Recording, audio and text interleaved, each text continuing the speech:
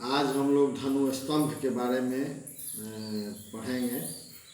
आयुर्वेदीय संहिता ग्रंथों में धनु स्तंभ को टिटनस कहा गया है और मॉडर्न में इसको टिटनस कहा जाता है। तो धनु स्तंभ के बारे में थोड़ा सा परिचय हम लोग जान लें। प्रकोपित वायु यदि शरीर को धनुष के समान टेढ़ा कर दे तो उसे धनु स्तंभ कहते हैं। क्या कहते हैं? प्रकोपित वायु यदि शरीर को धनुष के समान टेढ़ा कर दे उसे धनु स्तंभ कहते हैं। धनु स्तंभ की इस अवस्था में वस्तुतः केवल संकोचक या केवल प्रसारक पेशियों में ही करापन होता है, रिजिडिटी होता है। वास्तव में ही यह धनुवाद का वास्तविक स्वरूप है। धनु स्तंभ का भेद आयुर्वेदिक संहिता में दो प्रकार का बताया गया है।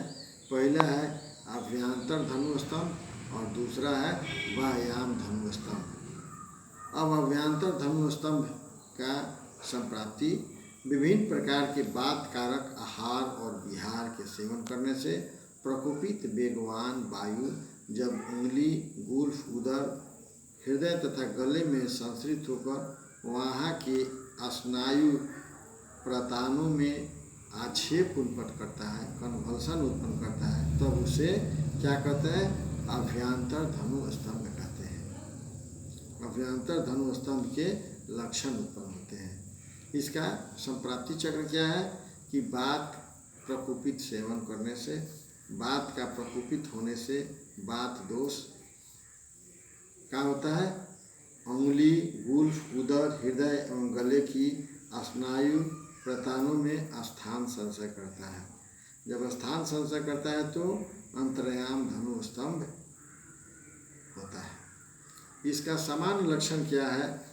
Fixation of the I balls, नेत्रों का स्थिर हो जाना, लॉक जॉ। ये जो है हनु स्तब्धता होता है, हनु का स्तब्ध हो जाना होता है। पार्श्व में टूटने के समान पीड़ा होना। रोगी कफ का वमन करता है, वोमिटिंग विथ स्पुटम एक्सपेक्टोरेशन। और रोगी भीतर की ओर अर्थात उदर की ओर धनुष के समान क्या होता है? झुक जाता है। और बाह्याम धनु स्तंभ की क्या है संप्राप्ति? पृष्ठभाग के स्नायु में स्थित वायु कुपित होकर शरीर को जब बाहर की ओर झुका देती है तो उसे बाह्याम ओपियोस्टोमस कहते हैं। समान लक्षण क्या है इसका? शरीर पूर्णतः बाहर की ओर झुक जाता है। साध्य साध्यता क्या है? व्यायाम में वक्ष, उरु एवं कटी का भंजन हो जाने पर रोग छूटने में कठिनाई होती है। अब असाध्य धनु स्तंभ के लक्षण क्या है? रोगी के दांत और मुंह का रंग बदल जाता है। डिस्कोलरेशन ऑफ फेस एंड टीथ, शरीर का रंग ढीले पड़ जाता है। डिक्रीज मस्कुलर टोन, चेतना शक्ति नष्ट हो जाती है।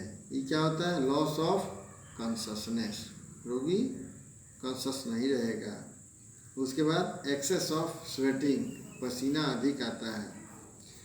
ये सब लक्षण मिलता है तो धनु स्तंभ का रोगी समझना चाहिए और धनु स्तंभ का चिकित्सा करना चाहिए।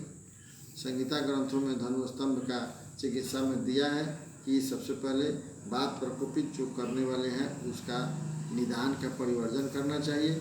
महानारायण का तेल पान में लगाना चाहिए। 10 मूल को आज से निरूप बस्ती देना चाहिए। महानारायण तेल से अनुवासन बस्ती करना चाहिए।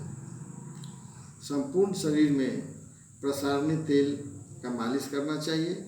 और हम लोग दवा के लिए बात कुलांतक रस 125 मिलीग्राम, स्वर्ण समीर पन्नग रस 125 मिलीग्राम, रसराज रस हम लोग 125 मिलीग्राम, मल सिंदूर 125 मिलीग्राम, सभी को लेकर के हम लोग क्या करते हैं कि पोटली बना करके एक मात्रा सुबह और एक मात्रा शाम को हम लोग मधु से देते हैं।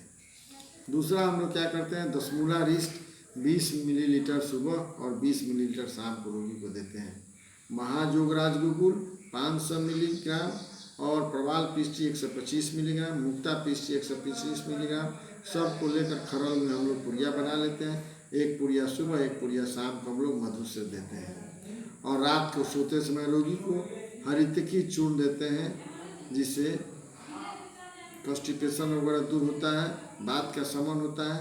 हरितकी चूर्ण 3 ग्राम सुबह और 3 ग्राम शाम में, रात को हम लोग सुषुम कुसुम जल से हम लोग देते हैं।